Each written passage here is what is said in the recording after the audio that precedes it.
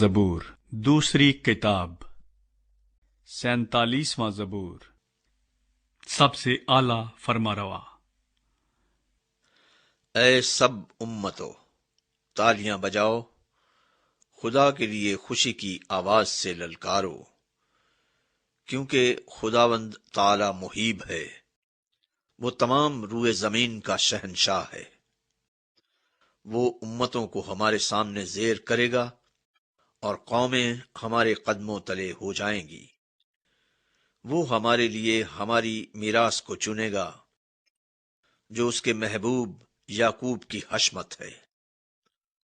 خدا نے بلند آواز کے ساتھ، خداوند نے نرسنگے کی آواز کے ساتھ صعود فرمایا۔ مدح سرائی کرو، خدا کی مدح سرائی کرو، مدح سرائی کرو، ہمارے بادشاہ کی مدح سرائی کرو، کیونکہ خدا ساری زمین کا بادشاہ ہے۔ عقل سے مدح سرائی کرو، خدا قوموں پر سلطنت کرتا ہے، خدا اپنے مقدس تخت پر بیٹھا ہے۔